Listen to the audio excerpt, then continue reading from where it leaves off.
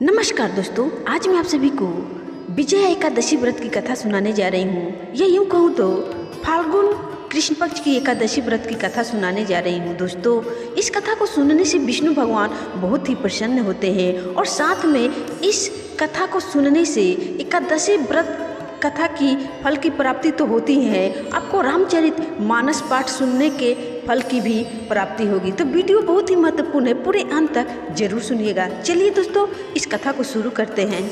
पौराणिक कथा के अनुसार बहुत समय पहले की बात है। धर्मराज युधिष्ठिर बोले, हे जनार्दन, फाल्गुन मास के कृष्ण पक्ष की एकादशी का क्या नाम है तथा इसकी विधि क्या है? कृपया करके आप मुझे बताइए। फिर भगवान बोले, हे राजन, फाल्गुन मास के कृष्ण पक्ष की एकादशी का नाम विजया एकादशी है। इसके व्रत के प्रभाव से मनुष्य को विजय प्राप्त होती है। यह सब व्रतों से उत्तम व्रत है।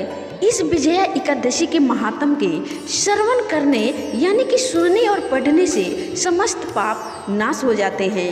एक समय देवर्षि नारद जी ने जगत पिता ब्रह्मा जी से कहा, महाराज, आप मुझसे फाल्गुन मास के कृष्ण पक्ष की एकादशी व्रत की कथा सुनाइए और विधि विधान बताइए कि इस व्रत को करने से कौन सी फलों की प्राप्ति होती है। ब्रह्मा जी कहने लगे कि हे नारद, विजया एकादशी का व्रत पुराने तथा नए पापों का नाश करने वाला है। इस विजया एकादशी की विधि मैंने आज तक किसी से भी नहीं कही। यह समस्त मनुष्यों को विजय प्रदान करती है। त्रेता युग में मर्यादा पुरुषोत्तम श्री रामचंद्र जी को जब 14 वर्ष का वनवास हो गया, तब वे श्री लक्ष्मण तथा सीता जी सहित पंचवटी में निवास करने लगे।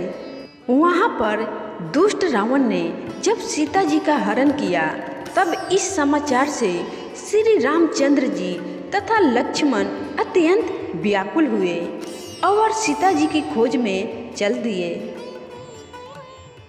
घूमते घूमते जब वे मरणासन जटायु के पास पहुँचे तो जटायु उन्हें सीता जी का वृत्तांत सुनाकर स्वर्ग लोक चला गया, यानी कि जटायु मर गया।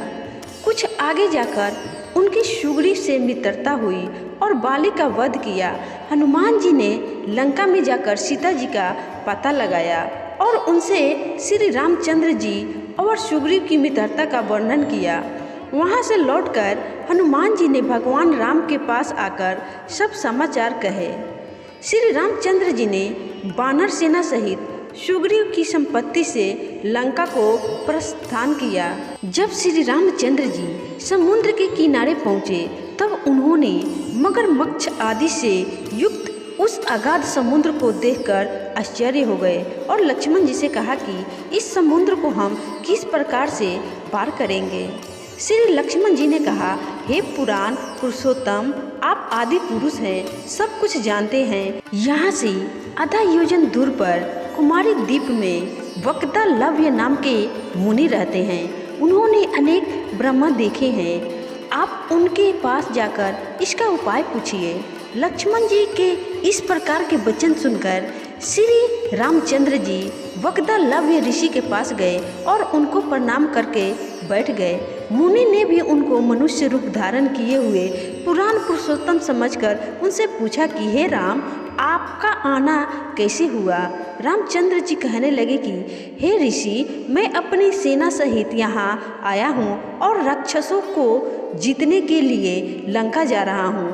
आप कृपा करके समुद्र पार करने का कोई उपाय बतलाइए। मैं इसी कारण आपके पास आया हूँ। तब वक्ता लव्य ऋषि बोले कि हे राम, फाल्गुन मास के कृष्ण पक्ष की एकादशी का उत्तम व्रत करने से निश्चय ही आपकी विजय होगी।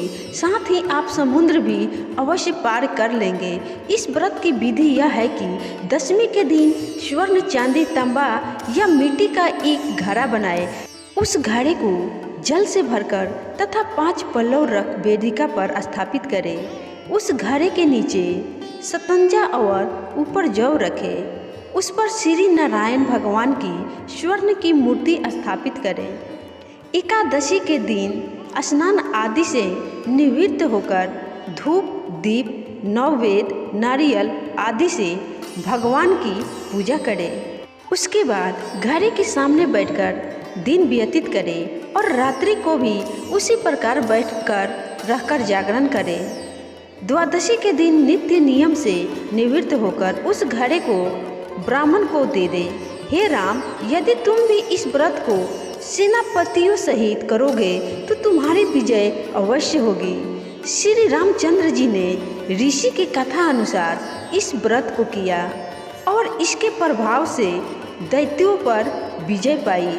अतः हे राजन, जो कोई मनुष्य विधि पूर्वक इस व्रत को करेगा तीनों लोकों में उसकी अवश्य विजय होगी। श्री ब्रह्मा जी ने नारद जी से कहा था कि हे पुत्र, जो कोई इस व्रत के महात्म को पढ़ता है या सुनता है उसको वाजपेयी यज्ञ का फल प्राप्त होता है। तो दोस्तों, ये थी विजया एकादशी व्रत की कथा। अगर आपको यह कथा अच्छी लगी हो तो अपने अच्छे दोस्तों में इस कथा को जरूर शेयर करिएगा। फिर मिलूंगे किसी और कथा कहानी के साथ। तब तक के लिए आप सभी को बाय बाय, धन्यवाद।